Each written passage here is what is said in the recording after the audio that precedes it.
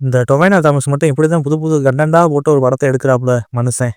நல்ல ஒரு கண்டென்ட்டா நல்ல ஒரு கதைய தேடி புடிச்சு அதில நடிக்கிற ஆளு நம்ம டொவைனோ தாமஸ் ஒரு ஆக்டர். மலையாளத்தில ஒரு படம் ஒண்ணு வந்திருக்கு கைஸ். கண்டிப்பா சொல்றேன். டொவைனோ தாமஸ் அவர் எடுக்கிற உள்ள கதையெல்லாம் பார்க்கும்போது அடுத்து என்ன நடிக்க போறாப்புல, அடுத்து என்ன கதை பண்ண போறாப்புல, அடுத்த டைரக்டர் யாரு அப்படின்னு நமக்கே ஒரு யோசிக்கிற அளவுக்கு கதை அம்சங்கள்லாம் சூப்பரா எடுத்து நடிப்பாப்புல. அப்படிப்பட்ட படம் தான் நரிவேட்டை. மலையாளத்தில வந்திருக்கு. இதில என்ன ஒரு கதைன்னா, ஹீரோ வந்து ஸ்டார்ட்டிங்ல வந்து லவ் பண்றது இதெல்லாம் காமிப்பானுங்க. அதுக்கப்புறம் போலீஸ்ல போய் சேராப்புல, ஒரு கான்ஸ்டபிளா சேராப்புல. கடைசியில பார்த்தா ஒரு பழங்குடி மக்கள், வயநாட்டுல ஒரு பழங்குடி மக்கள், இது நில உரிமைக்காண்டி போராடும் மக்கள். அத எப்படி எப்படிலாம் அந்த பொலிட்டிக்ஸ், அரசியல்வாதி இவங்கலாம் எப்படி எப்படிலாம் தடுக்கிறா, வைக்கிறா, இதுல என்னென்ன துரோகங்கள் யார் யார் பண்றா அப்படின்னு ஒரு கான்செப்ட்ட போட்டு அந்த படமா எடுத்து வச்சிருக்கானுங்க. உண்மையில ஒரு உண்மையா நடந்த சம்பவம் சொல்றானுங்க. ஆனா என்ன ஏதுன்னு நமக்கு தெரியல. ஆனா படம் தரமான ஒரு படம். இந்த படத்துல ஒரு லாஸ்ட் சீன் இந்த எப்படி சொல்றது, ஒரு போராட்டம் மாரி ஒண்ணு பண்ணியிருப்பாங்க. அதெல்லாம் வேற லெவல்ல நடிச்சிருப்பாப்புல.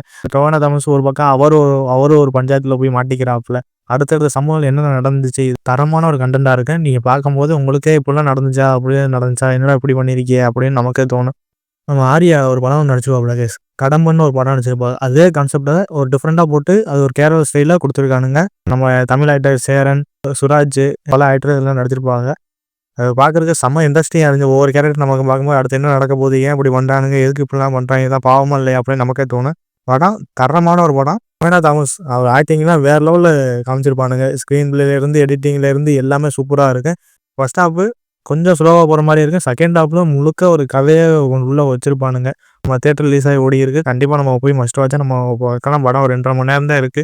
தாராளமா நம்ம உட்காந்து போய் பார்க்கலாம் கைஸ். இதுல எப்படி சொல்றது, டொவினோ தாமஸ் கதைய எப்படிதான் எடுத்து நடிக்கிறாப்புல அப்படின்னு நமக்கே தோணுச்சு. கண்டிப்பா மஸ்ட் வாட்ச்சா உட்காந்து பார்க்கலாம் கைஸ்.